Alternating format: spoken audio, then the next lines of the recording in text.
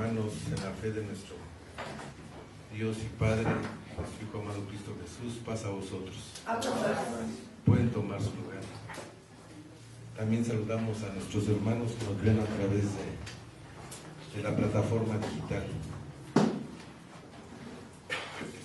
Vamos a continuar con nuestra lección, que es la lección Yod, que es Mishnah y las reglas de escritura divina. Como vimos hace el Shabbat pasado,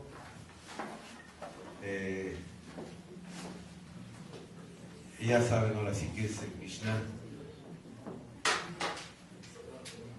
Entonces, o ya se lo han olvidado.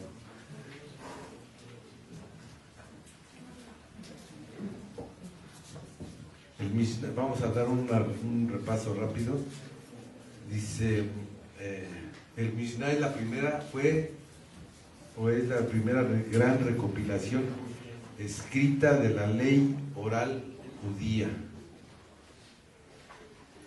Fue organizada y redactada alrededor del año 200 después de Cristo por el Rabí Yehudá Hanasi. Antes de Yehudá Hanasi, todas las enseñanzas se transmitían oralmente de maestro a discípulo, pero debido a guerras, persecuciones, dispersiones del pueblo judío, se corría el riesgo de perder su tradición. Por eso Rabí Yehudá Hanasi tomó la decisión de escribirla, y que contiene leyes, costumbres, decisiones rabínicas, interpretaciones de la Torá, discusiones entre sabios. Tiene una colección de enseñanzas legales y prácticas que explican cómo aplicar la Torá en la vida diaria.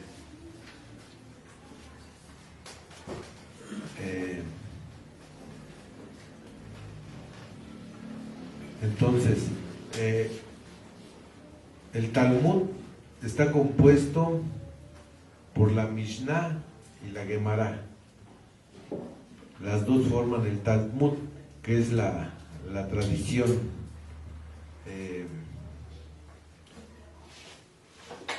judía.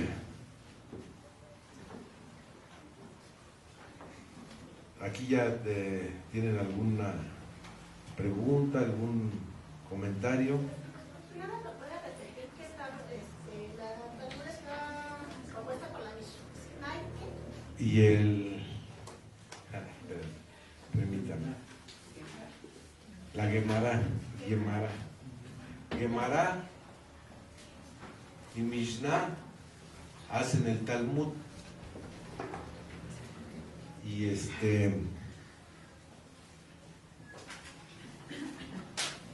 y las dos son las que forman el Talmud, que es la ley escrita judía.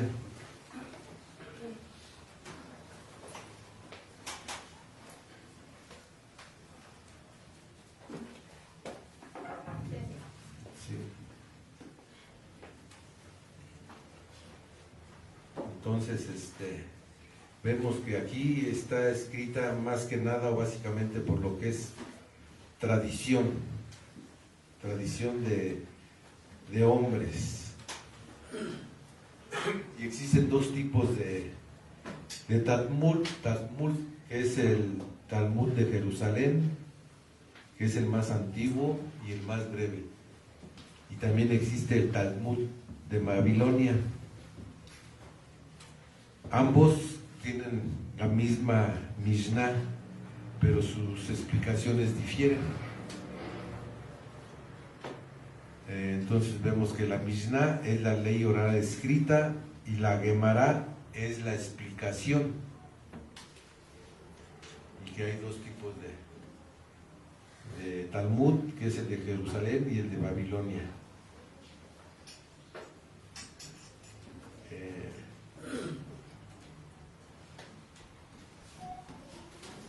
Entonces vemos que el Talmud no es escritura.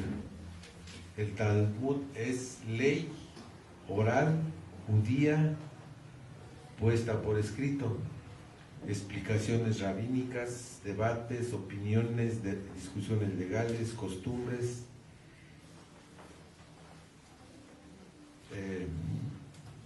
¿alguna pregunta, algún comentario?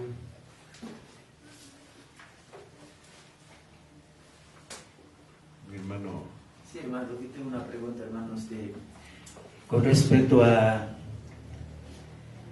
dice usted que la Mishnah es una tradición y la Gemara es la explicación, o sea que la Gemara explica la ley oral, explica la ley oral. Ahora, ¿cómo podemos ver la Escritura? Si la Escritura nos dice el apóstol Pablo, hermano, o sea que vamos a remontarnos al Nuevo Testamento. El apóstol Pablo dice que toda vuestra enseñanza, que toda la Escritura fue hecha, escrita para vuestra enseñanza.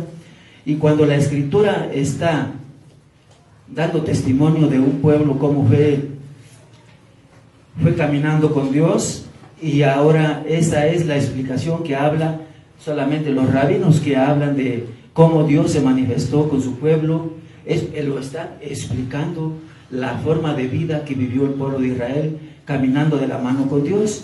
Esa es una explicación, una historia que podemos ver que es un testimonio realizado por la mano de Dios con su pueblo. Ahora, la Biblia es solamente testimonio. La Biblia es un testimonio de cómo vivió el pueblo de Israel cuando salió de Egipto. Es una enseñanza en vida propia que vivió el pueblo de Israel. Ahora nosotros, si decimos que los rabinos judíos explican una ley, ¿cómo puede ser esa ley, hermano, explicada cuando ya la está viviendo el pueblo?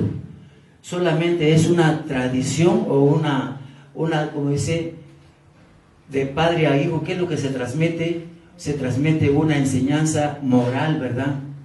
Entonces podríamos decir que esto es una ley moral, una ley instruida de padre a hijo, porque el padre instruye al hijo según cómo ha vivido la vida el padre, y esa enseñanza va siendo transmitida de generación a generación. Entonces yo he encontrado en la Biblia que solamente es un testimonio. Toda la Escritura habla de un testimonio de cómo caminó Dios con su pueblo desde cuando salió de Egipto. Ahora si lo vemos como ley, entonces podría yo preguntar aquí, Moisés, cuando bajó del Sinaí, ¿cuántas leyes trajo Moisés?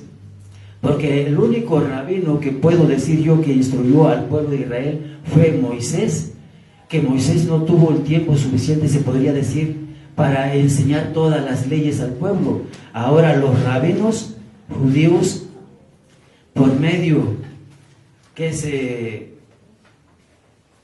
podría haber escuchado, esa es una enseñanza que ellos instruyen a las nuevas generaciones, pero con este fin yo digo, me pregunto, yo siempre digo yo, ciertamente Moisés entregó las 613 leyes al pueblo de Israel, o por qué hasta ahora los judíos rabínicos dicen que ahora ellos están poniendo leyes morales, leyes tradicionales, o sea, una tradición de pueblos, de generación a generación es la que se viene enseñando. Y cuando ya esas leyes morales ya no están escritas en el volumen sagrado, entonces ¿cómo pueden ser escuchadas? ¿Tienen una base? ¿O simplemente nos podemos basarnos por lo que está en la Escritura? ¿Sí? Porque todo lo que fue escrito para vuestra enseñanza es. Entonces nuestra salvación puedo entender que absolutamente está aquí. Ahora, si ya metemos que son tradiciones, que son leyes que vienen de rabinos, esos rabinos ya hoy en día, hermano, es como nosotros humanamente hablando, ya ya meten otras enseñanzas que posiblemente ya no hay confianza, hermano, ¿sí? Porque yo leyendo la Escritura encuentro en Jeremías 17:5, maldito el varón que confía en el hombre. Por esta razón yo digo, si algo, una opinión no está basada, no está sustentada conforme a la Escritura, pues yo con mucho respeto digo, eso es opinión tuya, y puedo decir, solamente respetar la decisión de cada opinión, respetar las opiniones de cada uno, y nosotros, para mí, yo digo, seguir siempre a la luz de la Escritura, ¿verdad? Porque esta es la que nos ampara, la que nos da, ¿qué? Nos da una base. Gracias, hermano. Lo que usted dice es muy común. Hay muchos cristianos que confunden. ¿Y por qué? ¿Por qué confunden? Porque ambos hablan de la ley, de mandamientos, de prácticas de Israel, hablan de pureza, de sacrificios, de fiesta. Pero tenemos que tener cuidado porque uno es escritura y el otro es tradición y comentario humano. Tenemos que tener, entonces, el Antiguo Testamento, lo que es la Biblia hebrea, es inspirada por Dios, y el Talmud son opiniones explicadas por rabinos. Obviamente no son lo mismo, ni tienen la misma autoridad.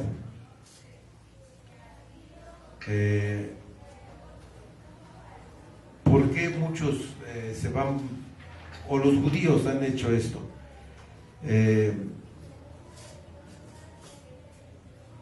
El judaísmo y la Torá escrita, dicen ellos que no detalla todo. Ejemplo, ¿qué es exactamente trabajar el sábado? ¿Cómo se hace un divorcio? ¿Cómo se celebra una fiesta? ¿Qué significa impuro o puro? El Talmud da reglas, da ejemplos, da límites y explicaciones. Y los rabinos preservan esa tradición. Más que nada fue después de la destrucción del templo, la vida de Israel, del judío, cambió. Sí, y entonces el Talmud conserva ahí los debates, las decisiones legales, las enseñanzas éticas, costumbres antiguas e historia rabínica. Para ellos es como un archivo. Sí, antes había muchas interpretaciones con respecto al Talmud, y gran parte del judaísmo quedó estandarizado de cómo orar, cómo celebrar, cómo juzgar, cómo comportarse en la comunidad. Por eso para el judaísmo esto es central.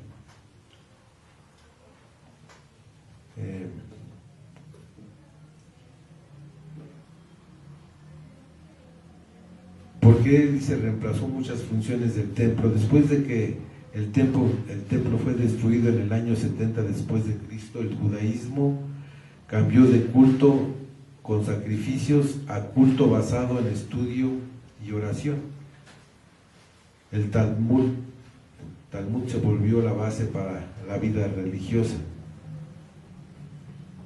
Entonces, lo que estamos viendo básicamente es lo que es inspiración de nuestro Dios y lo que no es inspiración de Dios.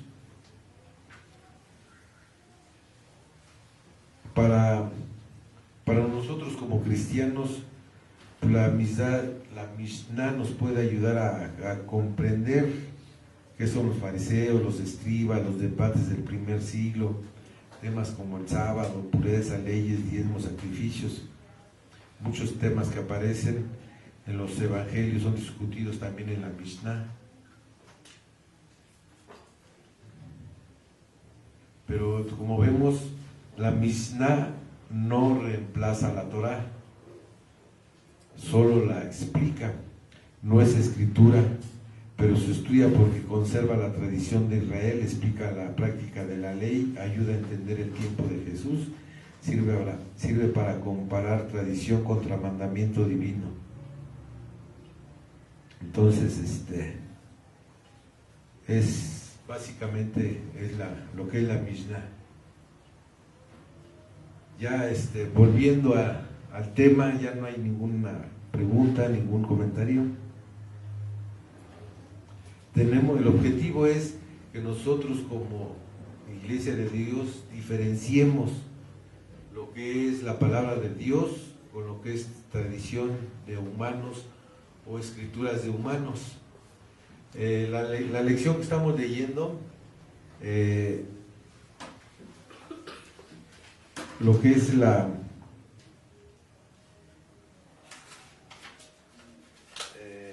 primeras, nos está diciendo cómo se escribió, cómo se escribe. Dice que las letras deben de estar perfectamente formadas. Cada letra tiene una forma específica dada por la tradición. Si una letra queda deformada, parecer otra letra, está rota tocando a otra o no estar completamente cerrada, el rollo se descalifica. No se debe escribir ni una letra de memoria. El escriba debe copiar letra por letra mirando un texto kosher. Si escribe aunque sea una letra sin verla en el modelo, el rollo queda invalidado. No debe escribir el nombre de Dios sin intención. Cuando llegue al nombre sagrado, al tetragramatón, debe preparar su mente y concentrarse y escribirlo con temor y pureza. Si comete un error en cualquier parte del nombre, no puede borrarlo, debe retirar toda la hoja. Este es el clav. La tinta y los utensilios deben de ser ritualmente aptos. La tinta debe de ser negra, durable y preparada según la tradición. El cálamo o pluma debe estar limpio y sin defectos. El escriba debe estar sentado en estado de santidad. No debe de escribir la Torah estando cansado, distraído, impuro ritualmente, ni hablando mientras escribe. No debe hablar con reverencia. No debe escribir con reverencia porque cada letra es considerada sagrada. El rollo completo debe de ser revisado. Al terminar, otro escriba experto revisa todo el rollo. Si encuentra más de una letra invalidada que no pueda corregirse sin retirar una sección, el rollo se considera pasul, inválido. Entonces, vemos que esto es lo que básicamente nos está diciendo en estos capítulos. Nos quedamos en el capítulo 8, que alguien de mis hermanos, mis hermanas lo lea. No, perdón, fue más el capítulo 10. Sí. Bueno, nada más retomando un poco lo que se comentaba, es necesario, necesitamos conocer la Mishnah. Ya lo explicó nuestro hermano Rodolfo. Sí, son tradiciones judías, pero dentro de esas tradiciones hay reglas, que son las que estaba leyendo ahorita nuestro hermano, reglas para poder escribir la Torah. Ya leyó algunas, bueno, y recordando tal vez un poco aquí, dice, ¿cómo se ha de escribir? Ha de ser con escritura correcta y muy bella. Y empieza a dar una serie de reglas para poder escribirla. ¿Con qué propósito? Pues que no sea alterada. Hace un momento leyó, ¿verdad? Ninguna letra se debe de escribir de memoria, porque la memoria puede fallar. Entonces, si se cambia una letra por otra, ya cambiamos también una palabra. Podemos ya decir otra cosa en lugar de lo que realmente se debe de escribir. Entonces, para eso se está leyendo. O sea, no es que vayamos a estudiar tradiciones judías o que nosotros como iglesia debemos de aceptarlas. No, aquí estamos viendo las reglas para poder hacer una copia de la Torah y que esa copia sea exacta, que no tenga errores, y de esa manera es como se ha preservado la Biblia, porque hay quienes dicen es que la Biblia tiene muchos años y tal vez en algún momento alguien se equivocó y puso una palabra por otra. Precisamente para evitar que pudiera suceder esto, están estas reglas que se están leyendo ahorita y que se encuentran en la Mishnah. Gracias. Gracias, hermano. Sí, es que aquí al principio de la lección dice, lo que nuestro hermano dice, sin añadir más, el contenido, sin añadir más palabras, conozca las reglas para transcribir y traducir en los capítulos 7, 8 y 10 de la Mishnah. ¿Sí? Entonces aquí se confunden, porque una cosa es escribir la Mishnah y otra cosa es escribir la Torah. Y aquí es donde dentro de la Mishnah también pone las reglas, que eso sí ha ayudado, como dice nuestro hermano, ha ayudado mucho a que no haya variación en la palabra de nuestro Dios. Ejemplo está los rollos del Mar Muerto, que se fueron encontrados, que se han comparado con la Biblia actual, y creo tiene un 95-99% de nada más varía un poco en la forma de las letras. En Qumran, que está allá por el Mar Muerto, entonces es ahí donde nosotros como Iglesia de Dios tenemos que hacer esa diferencia.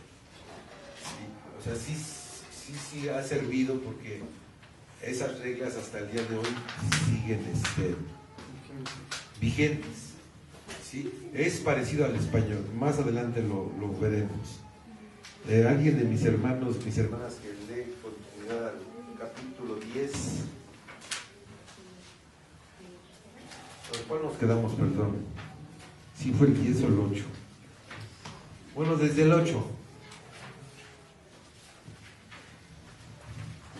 Dice el capítulo 8, una sección abierta de la Torah puede tener dos formas. Si el escriba la termina en la mitad de línea, deja libre el resto de la línea y comienza la sección abierta desde el principio de la línea siguiente. Esto se aplica cuando queda de la línea un espacio equivalente a 9 letras.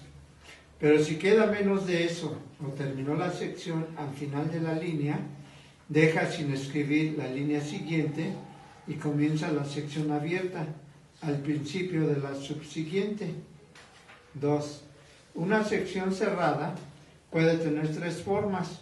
Si el escriba la termina en mitad de la línea, deja un espacio equivalente a 9 letras y comienza a escribir al final de la línea una palabra del principio de la sección cerrada, de modo que el espacio en blanco queda entre esa palabra y el final de la sección anterior. Si no queda tanto de la línea como para dejar el espacio indicado y escribir una palabra al final de la línea, ha de dejar el resto de la línea en blanco.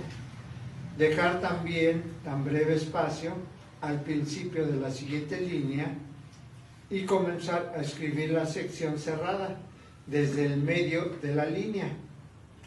Si terminó al final de una línea, deja el principio de la siguiente, el espacio indicado, y comienza a escribir desde el medio de la línea.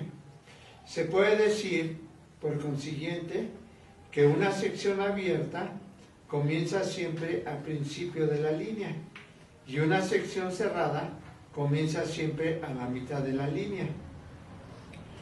Un rollo de la Torah en el cual no se ha corregido la gráfica plena o defectiva de las palabras puede ser enmendado y corregido tal como hemos explicado, pero si el escriba se equivocó en el espacio entre secciones, escribiendo una abierta como cerrada, o viceversa, o bien interrumpiendo y dejando en blanco un lugar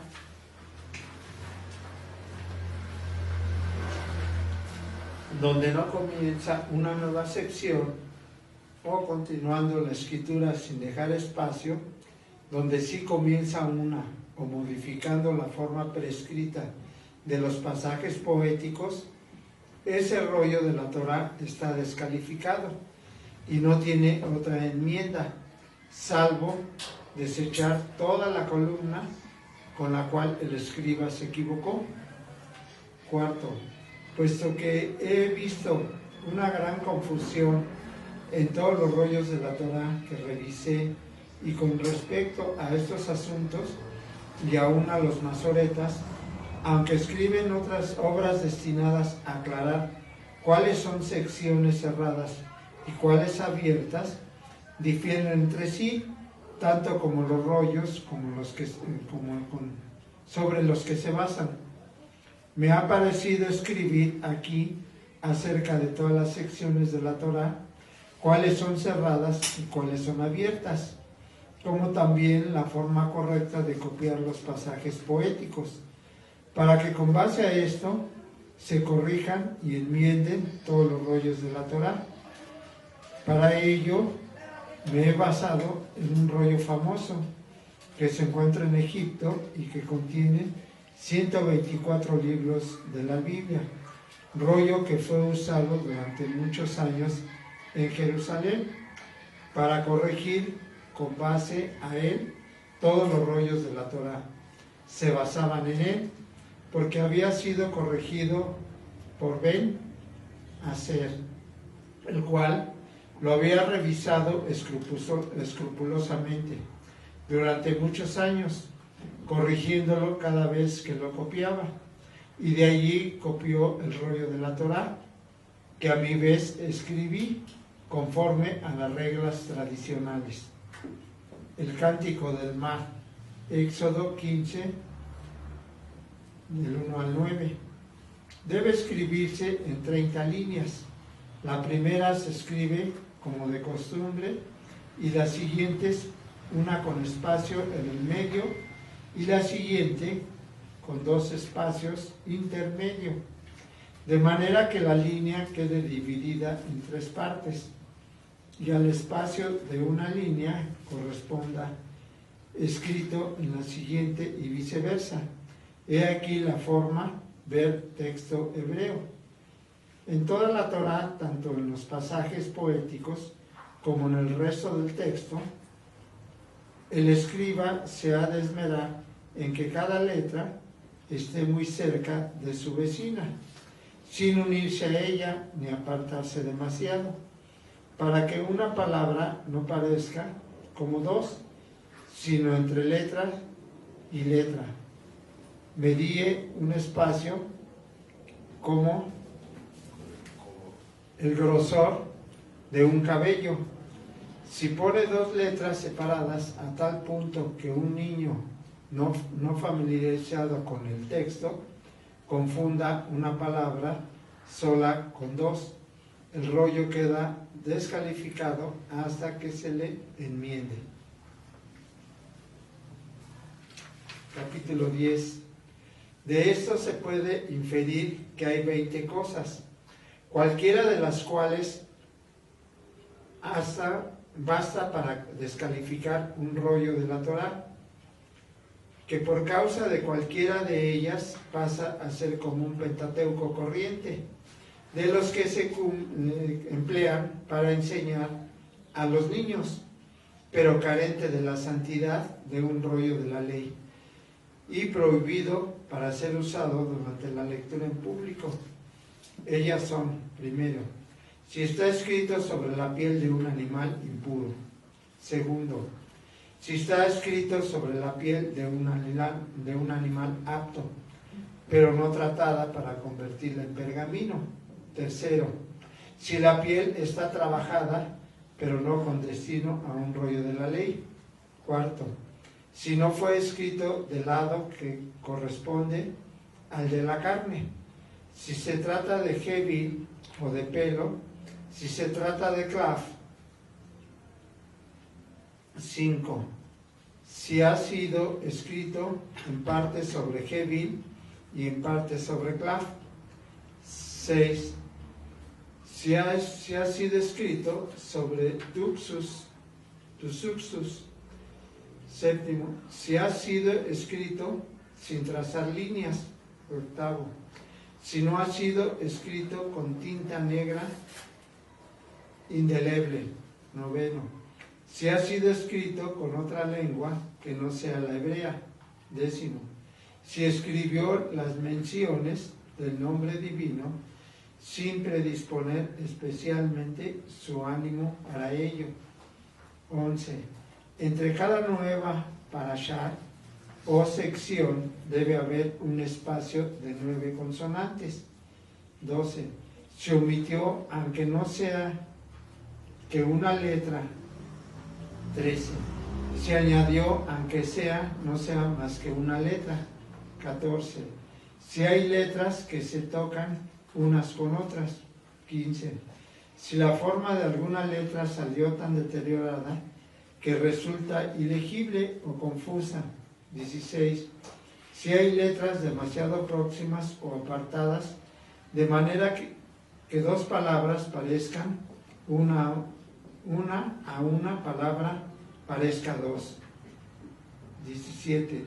Si modificó la forma de las secciones. 18. Si modificó la forma de los pasajes poéticos. 19. Si escribió parte del resto del texto como si fuese pasaje poético. 20.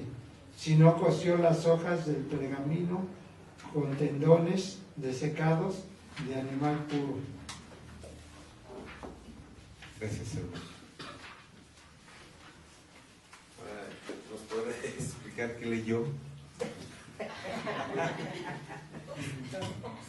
Primeramente vamos a ver que el capítulo 1 habla de dos tipos de secciones en la Torah, que es la sección abierta y la sección cerrada. La diferencia no es el contenido, sino el espacio que se deja al escribir. Punto 1. La sección abierta se deja un espacio en blanco al final de la línea. La siguiente sección empieza en la siguiente línea desde el inicio. Esto es, se corta la línea y se baja. Es como un párrafo de la Biblia moderna. Si la sección cerrada, el punto 2 dice, aquí cambia, dice, la línea no se termina completamente, se deja un espacio en medio. Luego se continúa escribiendo en la misma línea. Esto es, hay un espacio, pero no se baja de línea. Una idea para explicar, es como una pausa dentro del mismo renglón.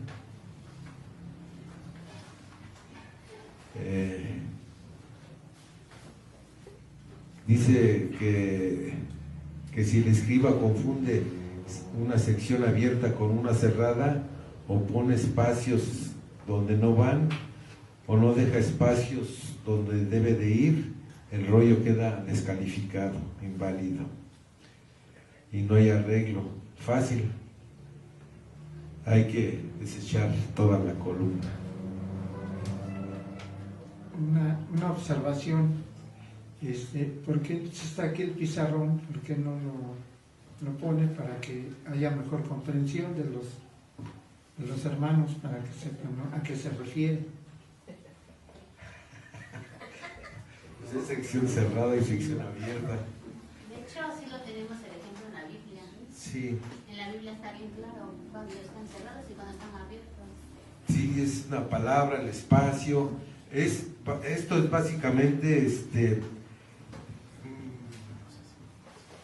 lo bueno, lo positivo de esto es de que Dios no solo se interesa en lo que se escribe, sino cómo se escribe.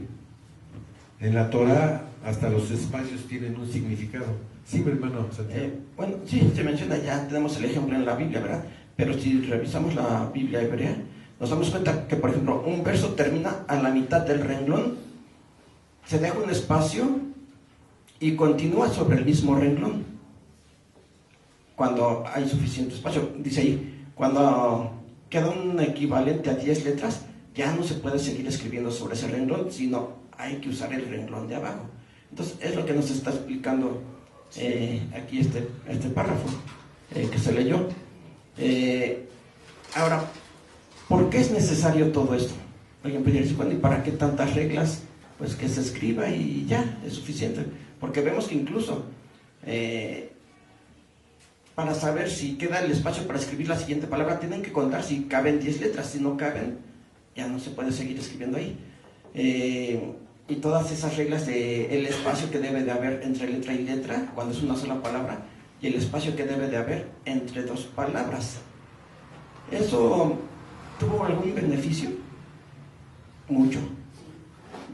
Por ejemplo, bueno, estas reglas, dice, se aplicaron para la escritura de lo que se llama Tanaj, de lo que nosotros conocemos como Antiguo Testamento. Y está mencionando la ley, los libros poéticos, y dice, y los otros escritos. Como los judíos fueron los encargados de escribir y hacer esas traducciones, ellos aplicaron esas reglas. Y vamos a poner un ejemplo con el Nuevo Testamento. En el Nuevo Testamento ya no se siguieron esas reglas. ¿Y qué pasó? Pues tenemos el ejemplo de Mateo capítulo 28, verso 19, donde se hizo una interpolación. Lo mismo pasó en la primera carta de Juan capítulo 5, verso 17, donde hay otra interpolación. Si hubiera existido o se hubieran aplicado esas reglas, si hubieran contado las letras, las palabras, no tenía por qué haber esas interpolaciones. ¿Sí recuerdan cómo entraron las interpolaciones? Sí. Se dice que alguien puso una nota a un lado en el margen, y con el tiempo esa nota que alguien puso se fue introduciendo al texto. Entonces, si se hubieran seguido esas reglas, contado las letras, hubieran hecho estas palabras, ya no son parte del texto porque ya están de más.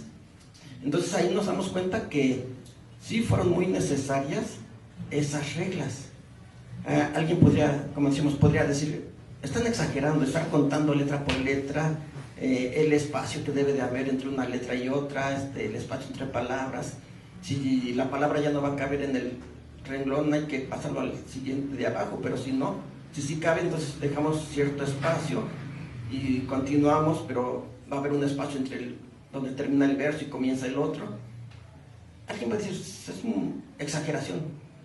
Nosotros podemos decir, pues esa exageración sirvió para que la Biblia fuera escrita de manera correcta, sin agregarle y sin añadirle, como pasó en el Nuevo Testamento, que sí encontramos algunas interpolaciones, ¿verdad? Entonces, pues sí, se dice ahí, ya tenemos el ejemplo, vemos en la Biblia cómo verso por verso se va escribiendo y el espacio que va quedando, pero decíamos, en la Biblia hebrea es más marcado eso, y sí existen esas reglas que se deben de seguir exactas.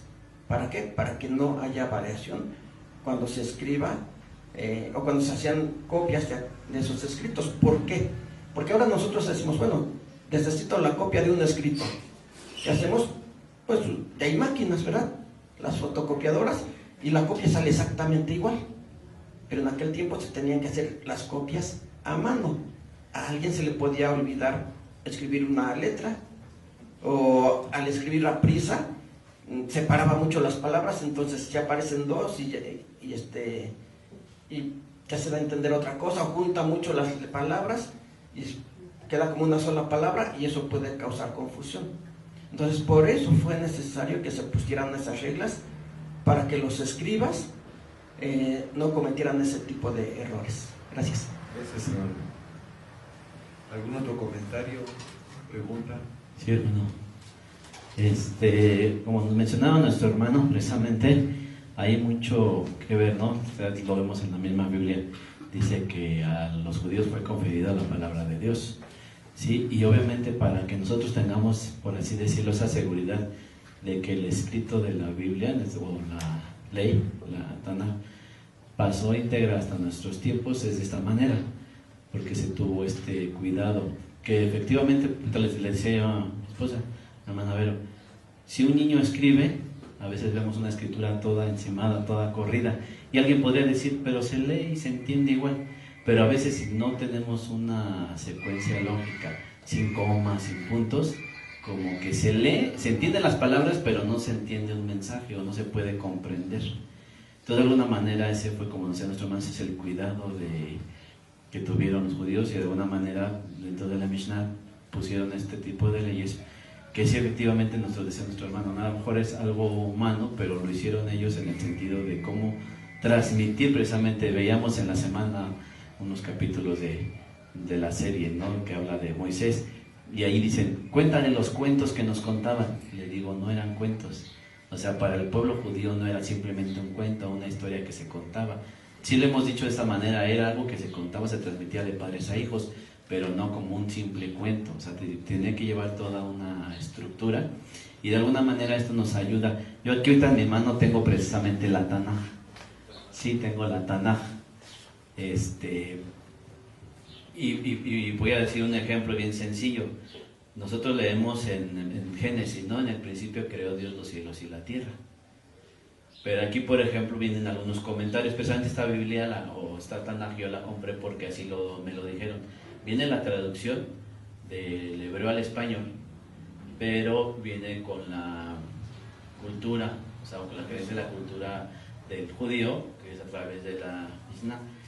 Pero hay algunas cosas que nos ayudan precisamente a esa comprensión. Hay algunas cosas que a lo mejor aquí vienen los comentarios, viene la escritura, sí, vienen los comentarios, y ya los comentarios, como es a través de la cultura judía, entonces ahí es donde hay que tener cierto cuidado de a lo mejor que algunos comentarios puedan no ser adecuados. Pero algunos otros sí nos ayudan a que se entienda. Por ejemplo, repito, en el principio creó Dios los cielos y la tierra, pero aquí dice en el principio de cuando creó Dios los cielos y la tierra. Y en el comentario dice, en el principio creó, esta es la traducción literal del Targum. No obstante, si se hubiese escrito en Berishona, no hubiera habido alguna pregunta o cuestionamiento, pero al estar escrito Bereshit, que lleva como sufijo la letra Tav, es decir, al final lleva la letra Tav. Esto es lo que les explicaba yo la vez pasada, hermanos, acerca de lo que es la ley del Esmihut, que también es un perteneciente a. Entonces, por ejemplo, dice, en el principio, y entonces hay quienes leen, en el principio creó Dios, entonces ahí es el principio de todo. Y entonces ahí donde vienen muchos hermanos y dicen, ¿y en ese principio dónde fue creado Satanás? ¿Y en ese principio dónde fue creado Jesús? ¿Y en ese principio dónde fue creado incluso hasta Dios? ¿No? Entonces ahí es donde viene esa confusión. Se cree que en ese principio se creó todo, pero aquí dice, en el principio de cuando Dios creó los cielos y la tierra. O sea, ese principio fue de lo que se empezó a hacer aquí a nivel humano terrenal. Explica o especifica qué principio. Gracias, hermanas. Sí, como vemos aquí, mi hermano dice que las reglas, como vimos, la Mishnah se escribió en el año 200, pero la tradición ya venía desde antes. O sea, cómo se tenía que escribir, cómo se tenía que... es como, no sé, en el idioma español, la Real Academia de la Lengua, que explica las normas de la escritura. Ellos lo traían de maestro a discípulo, como dice aquí. Y ¿alguna pregunta, algún comentario? Entonces, aquí dice que hasta los espacios en blanco significan algo, indican pausas, indican continuidad, indican separación.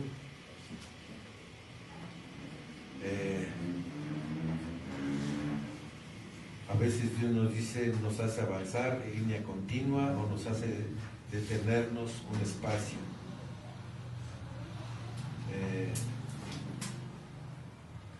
Por ejemplo, dice, el pueblo de Israel caminaba, pero también se detenía. En el punto 3 vemos la demanda de precisión. Si el escriba se equivocaba en espacios, letras, formas, el rollo quedaba invalidado.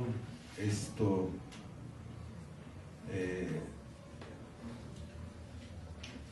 no podemos servir a Dios como sea. Esto lo pone en Eclesiastés 5:1, guarda tu pie cuando entres a la casa de Dios. En el punto 4, que es el capítulo 10 que menciona, dice que hay muchas cosas que descalifican en el rollo cuando el material es incorrecto, la tinta es incorrecta, el idioma es incorrecto, hay letras mal hechas, palabras pegadas o separadas mal, todo debe de ser correcto. Dios no acepta una Amén no acepta medias. En el punto 5, que es el que sigue después del 10, el escriba debía prepararse mentalmente, el escribir con intención, cuidar cada letra.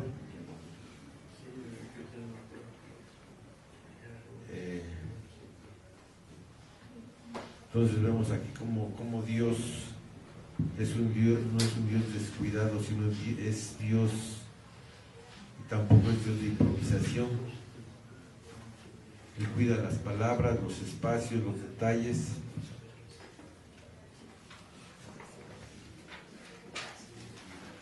Entonces,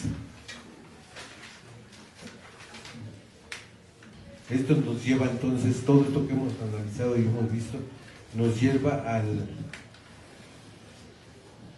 verso de memoria para memorizar, que es Deuteronomio 31, 19, que como vimos, lo hemos repetido, vamos a repetirlo. Dice: ahora pues, escribíos este cántico y enseñarlo a los hijos de Israel, ponlo en la boca de ellos, para que este cántico me sea por testigo contra los hijos de Israel. Deuteronomio 31, 19. Vamos a repetirlo todos, hermanos. Ahora pues, escribíos este cántico y enseñarlo a los hijos de Israel. Ponlo en boca de ellos, para que este cántico me sea por testigo contra los hijos de Israel. Deuteronomio 31, 19. Amén. Volvamos. Ahora pues, escribíos este cántico y enseñarlo a los hijos de Israel. Ponlo en boca de ellos, para que este cántico me sea por testigo contra los hijos de Israel. Deuteronomio 31, 19. Amén. ¿Ya habrá alguien de mis hermanos que lo pueda decir? ¿Va un comentario?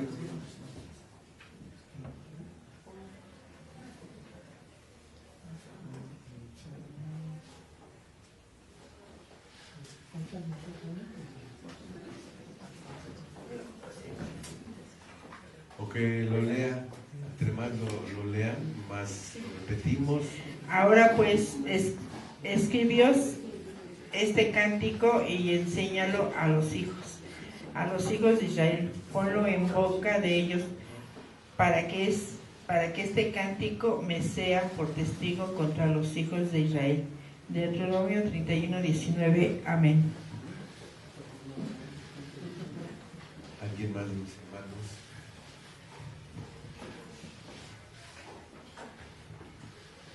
Ahora pues, escribíos este cántico y enséñalo a los hijos de Israel. Ponlo en boca de ellos, para que este cántico me sea por testigo contra los hijos de Israel. Deuteronomio 31, 19. Amén.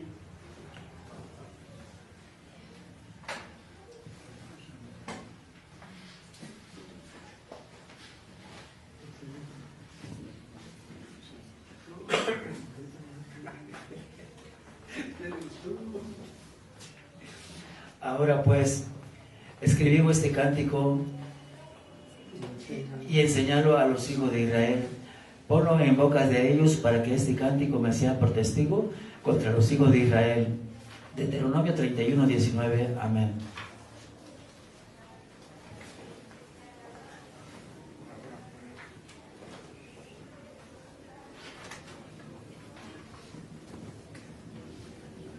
Ahora pues, escribíos este cántico y enséñalos a los hijos de Israel. Ponlos en boca de ellos, para que este cántico me sea por testigo contra los hijos de Israel. Deuteronomio 31, 19. Amén.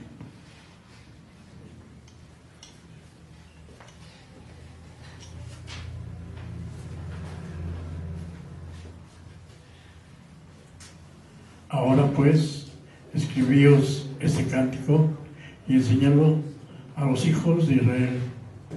Ponlo en boca de ellos, para que este cántico me sea por testigo contra los hijos de Israel. Deuteronomio 31:19.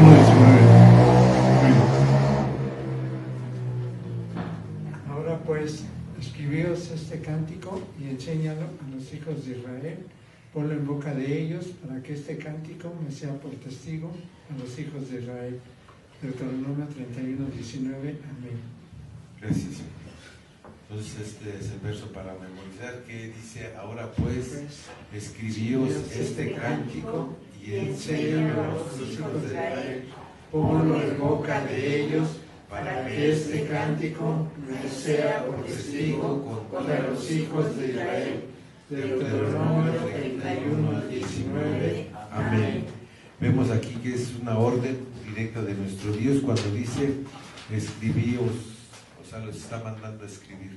Entonces, por eso es de que se tuvo que hacer de una manera muy correcta, solemne, que son las reglas de la escritura hebrea, que vemos que ahí en ninguna religión hay debate, no hay interpolaciones, no hay nada por las reglas y normas que ellos pusieron al escribir. Ya en lo más moderno sí existe ya lo que es la escritura griega. Bueno, mis hermanos, por mi parte es todo. Que Dios les bendiga y paz a vosotros.